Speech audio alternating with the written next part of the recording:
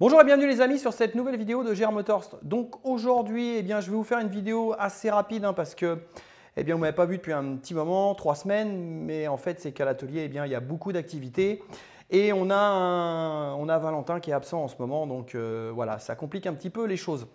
Donc j'ai un petit peu moins de temps à consacrer à la 21. Alors la dernière fois, on avait évoqué le collecteur d'admission. Donc j'ai quand même travaillé ces derniers temps, alors pas vraiment, j'ai fait plus de la conception et du développement que du travail pur, on va dire. Alors qu'est-ce que j'ai fait? Vous vous rappelez, on avait parlé du collecteur d'admission que j'avais coupé pour récupérer la platine, pour remettre des tubes, la platine qui est sur le moteur. Là, comme vous pouvez l'apercevoir sur le plan de travail, j'ai changé un petit peu de direction. Alors, en fait, qu'est-ce que j'ai fait? Allez, je vous explique ça rapidement. Là, déjà, vous voyez, il y a des petits cornets d'admission. Il y a des cornets Weber pour information, ça.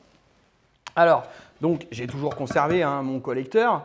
Et puis, si vous vous rappelez, je voulais remettre en place, j'avais coupé pour récupérer la platine qui était à ce niveau-là, pour remettre des tubes après, pour aller faire la liaison avec la bride. Et après réflexion, après étude, donc je me suis peut-être un petit peu précipité, comme quoi tout le monde fait des erreurs. En fait, j'aurais dû tout simplement dessiner les choses avant de couper. Alors on a coupé, bon c'est pas grave, j'ai juste perdu du temps, mais de toute façon ce qu'on a coupé on s'en fout, comme je vous l'ai dit, parce qu'en fait on va le récupérer, on va s'en servir de la semelle pour l'Honda Civic de Valentin. Bref. Alors, qu'est-ce que j'ai fait? C'est qu'en fait, quand j'ai réfléchi à mon histoire, vous vous rappelez, j'avais la platine. Alors, attendez, la platine, je vais vous la récupérer, je vais la poser quelque part. La platine, donc, vous vous rappelez, voilà, c'était cette pièce-ci, pardon, donc que j'avais coupée, rectifiée, tout simplement pour la remettre ici. Et puis après, faire des tubes de liaison entre ça et ça. C'était ça l'idée. Alors, en soi, l'idée est bonne, sauf que, bien, en fait, il y a des choses que je n'avais pas réfléchi, j'ai fait ça un peu vite. Il y a déjà une chose qui n'allait pas, c'est, première chose qui ne va pas, c'est l'écartement des tuyaux qui sont ici, des tubes d'admission. Parce qu'en fait, là, on a 72, je vous mettrai le plan en incrustation que j'ai tracé sur Fusion toujours. Ouais, l'écartement ici, en fait, ici, on est plus écarté. Vous voyez, les anthrax de mes 4 tubes ici sont plus écartés que ceux-là. Donc déjà, ça pose une difficulté parce qu'en fait, on va se retrouver avec des angles un petit peu dans tous les sens. Et après, pour aller faire coïncider ça, vous voyez, donc parce qu'en fait, on serait droit, mais c'est qu'en plus, on va avoir un angle comme ça. Et donc, on va se retrouver avec un angle dans ce sens-là et avec des tubes, vous voyez, qui vont avoir des angles comme ça, comme ça. Donc là, on va se compliquer la vie. Et puis si vous vous rappelez au début, je voulais faire de la soudure, c'est-à-dire tourner des tubes en alu pour les souder ici et les souder ici.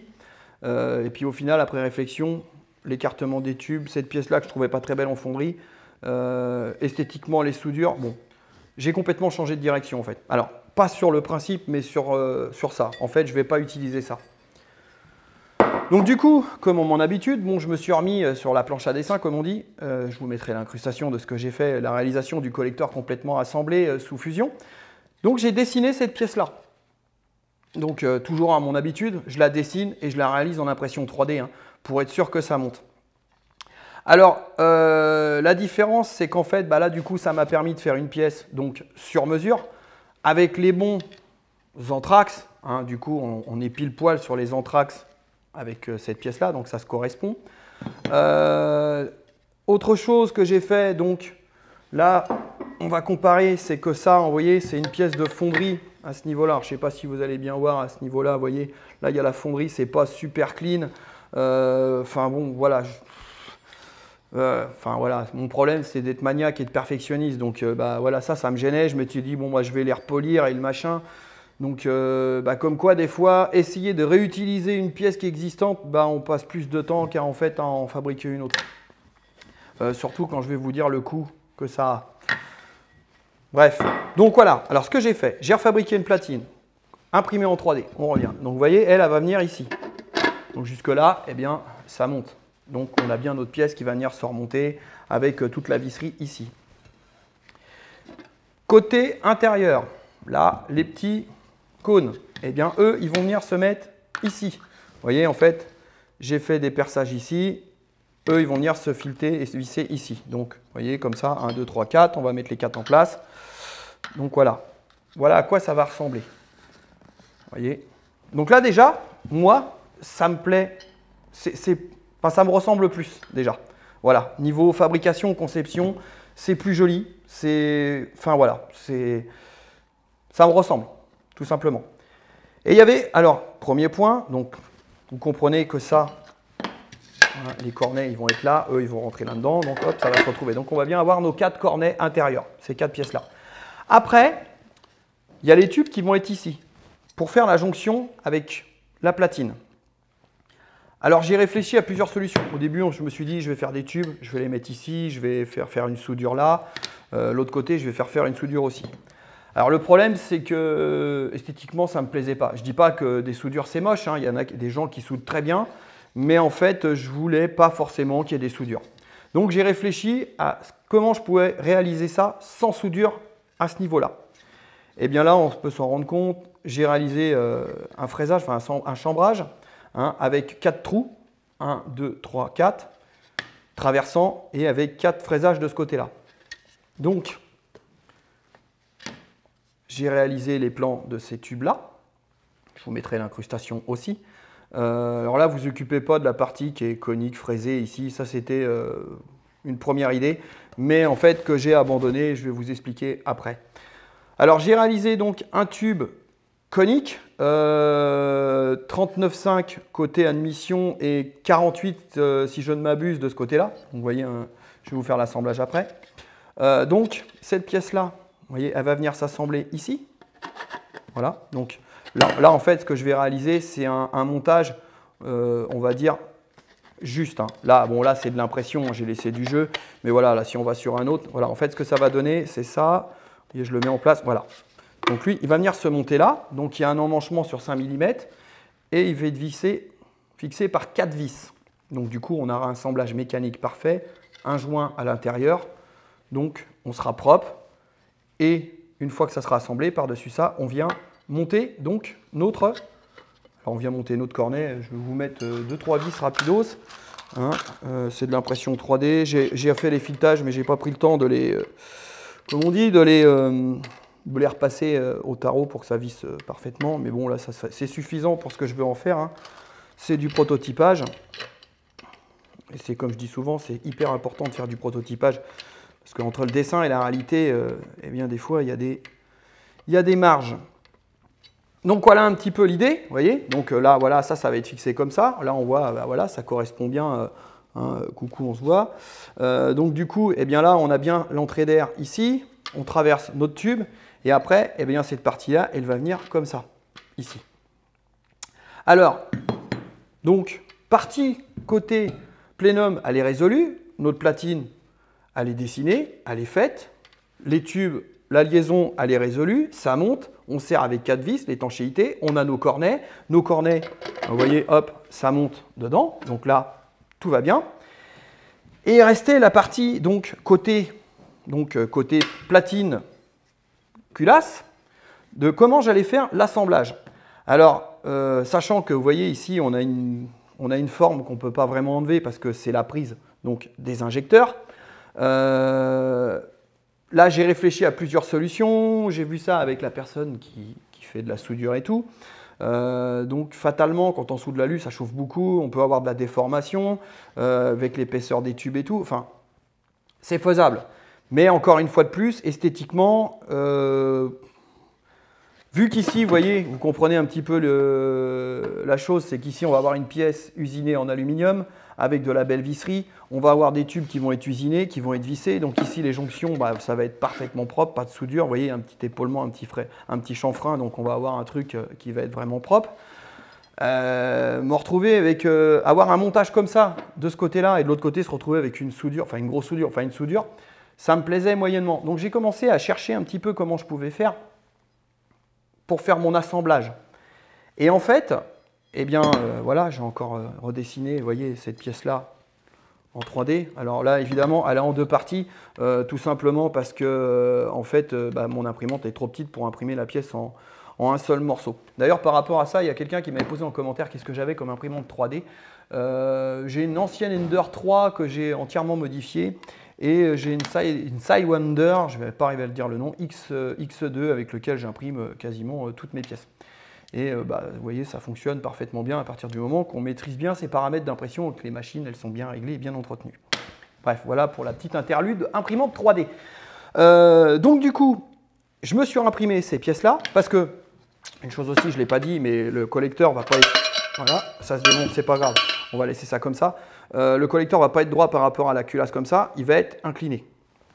Donc, ce qu'il fallait faire, en fait, vous voyez, c'est que les tubes soient inclinés comme ça. Alors, moi, la solution que j'ai trouvée, eh bien, en fait, c'est ici, on va réusiner plus grand avec un angle. Un angle, là, on a un angle par rapport à ici, on n'est pas droit, mais on a un angle de 10 degrés. Donc, si je vous fais le montage, vous voyez, je vais faire un emmanchement comme ça. Voilà, ici. Alors, donc, voilà ce que ça va donner. Donc, en fait, c'est pour ça que vous voyez là, alors, je vous explique tout de suite la fameuse histoire là, du bout qui est chanfreiné avec un angle. C'est qu'à la base, en fait, on était parti pour faire un emmanchement serré dans la pièce, ici, et en fait, réaliser une soudure à l'intérieur ici, pour qu'on ait une liaison propre à l'extérieur sans soudure.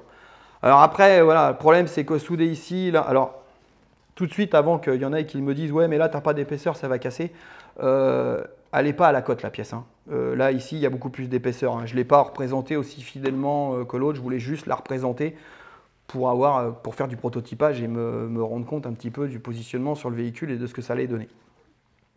Donc en fait voilà, ce que je veux faire après réflexion, c'est que là en fait le tube que je vais réaliser, il sera droit. Il n'y aura pas cette forme conique, ni cette forme, vous voyez, avec l'angle là. Donc, par contre, elle, je vais la réaliser au bon diamètre avec le bon angle. Et je vais faire un emmanchement. Je suis en train de réfléchir encore, parce que là, je vais vous expliquer après, je suis en train de prendre des interrogations par rapport à un système. En fait, on ne va peut-être pas souder, on va peut-être réaliser un collage. Donc vous allez comprendre pourquoi et justement, moi j'aime bien expérimenter des choses par rapport à ça. Donc en fait, voilà, l'idée c'est, je reviens dessus, fraisage, un angle de 10 degrés, on fait un emmanchement et on vient faire un collage. Le tube ici, évidemment, avec un angle, il va dépasser, mais une fois que ça sera assemblé, collé, je le prendrai dans la fraiseuse, je reviendrai surfacer pour aller mettre mes tubes en plan, de plan par rapport au plan de joint, pour avoir un truc parfait. Et du coup, on se retrouvera avec un collecteur, avec un assemblage vissé ici, un emmanchement collé ici, donc aucune soudure apparente et une finition super propre. Alors, il y en a, ils vont me dire, le collage, coller de l'alu comme ça ne va pas tenir, il y a de la portée, nanani, nanana. Donc il faut savoir qu'aujourd'hui, on a quand même des cols bicomposants avec des résistances assez incroyables. Donc de chez 3M, un DP769, je crois, à la référence. Donc là, j'ai demandé les renseignements techniques chez 3M pour savoir si le type de montage que je voulais faire et le collage que je voulais faire allait résister donc en résistance mécanique et si elle allait résister aussi température et hydrocarbures. Donc de toute façon, déjà par rapport aux caractéristiques techniques, c'est une colle époxy qui résiste jusqu'à un peu plus de 250 degrés, je crois. Donc normalement, ça ne pose pas de problème hein, parce que ces pièces-là, elles ne prendront pas 250 degrés sur le moteur. Si la culasse prend 250 degrés, il y aura déjà longtemps qu'on aura eu un problème sur le moteur. Bref, donc en fait, voilà ce que je veux faire. Assemblage vissé, emmanchement collé vissé et ici emmanchement avec collage. Et comme je vous disais, j'attends encore les infos et les certitudes techniques de chez 3M pour savoir si c'est viable. Et de toute façon, parce que là aussi un autre facteur, c'est qu'on se rend compte, vous voyez là, il va y avoir un phénomène de portée, on va avoir tout le poids, ça va descendre. Bien évidemment, je vais faire un support avec des vis, avec une béquille et un support comme j'ai fait pour l'échappement, si vous vous rappelez, qui va venir se fixer sur le bloc moteur. Donc en fait, on sera emmanché, serré ici, et ici on aura le collecteur qui sera supporté via des pattes sur le bloc moteur. Et bien donc voilà un petit peu le travail de mon collecteur d'admission. Vous voyez, j'ai encore passé pas mal de temps là-dessus à réfléchir de comment j'allais faire, de comment j'allais monter ça. Je me suis creusé la tête parce qu'en fait, je voulais pas qu'il y ait de soudure, je voulais que le montage soit propre. Je voulais que, en fait, si vous voulez, ce que je veux, c'est que quand ça va être assemblé, qu'on croit que c'est une pièce pratiquement d'origine. Voilà, à chaque fois, je suis perfectionniste. Donc, l'esthétique, pour moi, a de l'importance. Et puis, eh bien, en plus, quand tout est assemblé, ça va quand même faire une très très belle pièce. Je vais vous l'assembler après. Mais je vais vous mettre la représentation déjà du schéma, enfin de la représentation en 3D sur Fusion. Vous allez voir, ça a de la gueule. Et l'histoire du coup, donc, je vais venir là-dessus.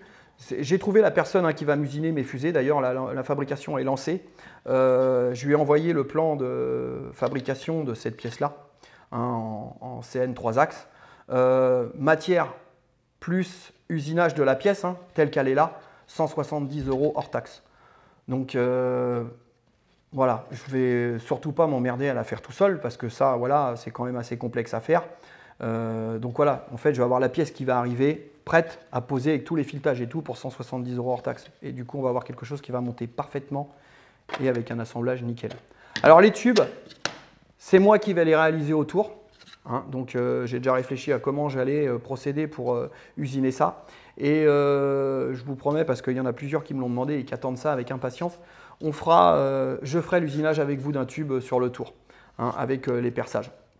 Donc je vais essayer de préparer ça, de vous filmer ça. Alors ça ne sera peut-être pas tout de suite, parce que je vous dis, l'emploi du temps il est serré en ce moment. J'ai un bloc moteur de Porsche 996 qui est en cours de démontage pour remettre en état la cylindrée, parce que problème de rayures dans les cylindres. Un autre sujet ça. Donc voilà un petit peu pour ce fameux collecteur. Je vais vous l'assembler là, comme ça vous allez voir un petit peu à quoi ça ressemble rapidement.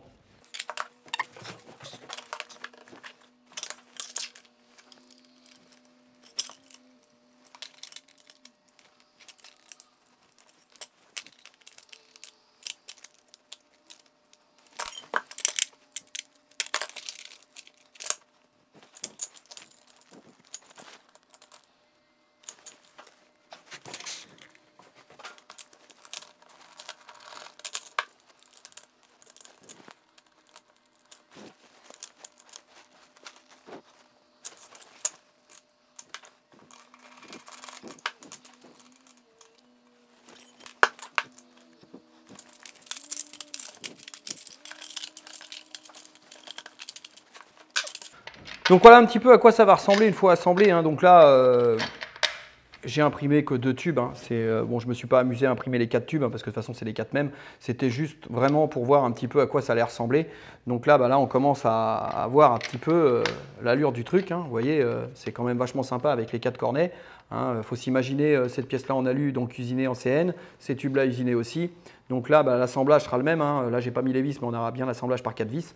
Et ici, on aura notre fameux assemblage par collage, donc insertion et collage. Et je vous dis, là, je suis encore en train d'attendre les infos derrière pour savoir si c'est viable ou pas. Et puis, quelque part, je me dis pourquoi pas tester et tenter cette solution-là. Cette solution de collage plutôt que de la soudure, parce que maintenant, on fait quand même des produits qui sont quand même relativement efficaces. Et donc, eh bien, vous voyez, quand on va monter ça à l'intérieur, voilà ce que ça va nous donner. Voilà un petit peu, voilà le collecteur, quand il sera fini, ce que ça va donner. Donc, ce qui est plutôt, moi je trouve que voilà, ça la gueule de ce que je voulais que ça a, donc le résultat. Donc je vais vous faire une petite vue rapide là sur le moteur, là, juste posé comme ça, pour que vous rendiez compte un petit peu de ce que ça va pouvoir donner une fois tout assemblé. Allez, on se fait ça, on se regarde ça vite fait. Et ouais, juste avant, alors je voulais vous dire quelque chose, mais je l'ai bouffé, quoi, ça m'arrive ça. Ouais, comme je vous disais, eh bien ces derniers temps, vous voyez, j'ai travaillé à ça, j'ai pas fait grand chose de plus. Mais eh bien, en fait, vous pouvez vous imaginer que ça, déjà, on passe un petit peu de temps à faire de la rétro-ingénierie. C'est-à-dire, la rétro-ingénierie, c'est de reprendre une pièce comme celle-ci de la côté pour la redessiner. Et eh bien, de sourcer les pièces lesquelles on va utiliser. Et puis après, de dessiner et de mettre tout ça en forme. Et que, eh bien, c'est surtout que dessiner et mettre tout ça en forme. Et qu'après, tout ça, ça s'assemble les uns, vous voyez, comme ici, les uns dans les autres, sans interférence, que ça monte et que ça soit viable mécaniquement. Oui, ce que je voulais dire, c'est qu'au niveau du calcul du collecteur d'admission, donc par rapport, je vais venir rapidement là-dessus, le volume du plénum, donc je ne vais pas partir sur un plus gros volume que ça, parce que là on a déjà un volume assez conséquent, parce qu'il faut avoir en tête que plus le plénum est gros, mieux c'est, mais par contre plus on a de lag, c'est-à-dire plus on va mettre, le turbo va mettre de temps à charger. pour ce qui est de la longueur des conduits. C'est un calcul qui se fait en fonction, alors c'est des calculs très compliqués, hein, je ne vais pas vous rentrer là-dedans dans les détails parce qu'on va vite se perdre. Il y a des facteurs qui vont influer, c'est-à-dire déjà premièrement votre temps d'ouverture d'admission, parce que forcément ça a une influence, diamètre de conduit de culasse et de collecteur, c'est-à-dire de tube, hein, diamètre et longueur. Donc ça va influencer. Et avec ça, en fait, quand on va... Et température d'admission, température moteur et tout ça. Parce qu'en fait, la thermodynamique, elle est liée à tous ces facteurs-là. Et donc, en fait, eh bien, on va lancer un jeu de calcul qui va nous donner les résonances acoustiques du collecteur. Alors, c'est vraiment important, surtout pour les moteurs atmosphériques, parce qu'on n'a pas de suralimentation, on n'a pas le turbo qui est là pour pousser l'air dans le moteur. Donc, on va vraiment se baser sur la thermodynamique pure, c'est-à-dire sur les résonances acoustiques. Ça veut dire qu'en fait, ce qu'on va chercher à avoir, c'est des accords à un moment donné, en fait, l'onde acoustique. Hein, je vais essayer de vous expliquer ça le plus simplement possible. En fait, quand le moteur, la soupape s'ouvre, elle tire l'air. Donc, il y a la vitesse d'air qui est là, c'est 100 et quelques mètres secondes. Je ne veux pas dire de conneries, je vous laisserai vérifier. Et donc, l'air, elle rentre. Donc, en fonction de la température, de la longueur du conduit, et du temps d'ouverture de la soupape, eh bien, ça va nous donner, on va dire, un accord. Hein. Et si on est dans le bon accord, un régime donné évidemment, parce que c'est toujours comme ça, eh bien du coup, l'onde d'air, elle va continuer de pousser toute seule en fait. En gros, c'est ça l'idée. C'est que voilà, quand on a le bon accord d'admission, on va se trouver à un certain régime, on va avoir le bon accord et donc on va avoir une admission qui va être favorisée par la propre masse d'air elle-même qui va pousser toute seule. Alors, en phase atmo, moi je l'ai calculé, j'ai un accord qui est à 3259 tours, donc un premier accord qui est là. Donc ça va me permettre d'avoir un accord sur cette plage-là à 3000 tours en version atmo qui va être pas trop mal. Et puis après, passer au-delà de ça, quand on arrivera, alors je ne sais pas encore à combien va charger le turbo, mais quand on va arriver dans les 4500 tours, j'espère, le turbo chargera déjà. Et là, du coup, on n'est plus dans les mêmes problèmes d'aspiration naturelle parce que, eh bien là, en fait, on se retrouvera en pression. Et le turbo, quoi qu'il arrive, lui, il va pousser l'air dans le moteur. Donc, ça rentrera par la force des choses.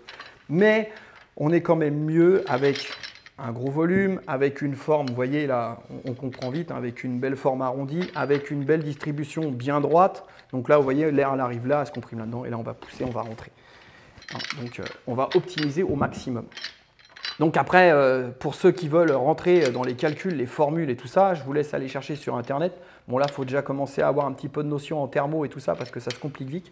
Et aussi, pour ceux qui veulent, il y a des bibles importantes. Hein. Moi, vous voyez, moi c'est celle-ci qui m'accompagne depuis longtemps. Hein, et j'en ai une autre un peu plus technique. Vous voyez, c'est celle-ci, c'est d'édition, c'était EPA. Donc alors là, par contre, il y a beaucoup de formules, ça parle beaucoup de thermo. Hein, et celui-ci, il y a un petit peu plus d'explications, un très bon bouquin pour ceux qui aiment la mécanique et surtout la préparation moteur, il y a beaucoup de choses expliquées. Bon après, voilà, là quand on commence à bouquiner ces choses-là, on a déjà un certain niveau parce que bon, il y a des choses assez techniques qu'il faut déjà avoir de très bonnes bases en mécanique pour comprendre ce qui est raconté dans ce bouquin-là. Et surtout pouvoir les interpréter et les mettre en application. Je ne vais pas aller plus loin dans les explications du collecteur, c'est pas mal, comme je vous disais dans la prochaine, je pense qu'on fera les usinages. Et puis j'avais dit que ça serait une vidéo courte, puis au final ça ne va pas être si court que ça. Allez, je vous fais vite faire voir, on va conclure, je vais vite vous faire voir la gueule que ça va avoir sur le moteur. Et puis eh bien, on en restera là pour cette vidéo aujourd'hui. Allez, on y va. On se retrouve sur le moteur, donc comme je vous disais, je vais vous faire voir un petit peu la touche que ça va avoir. Enfin la touche, vous allez voir, hein, ça a une gueule terrible, moi j'aime beaucoup.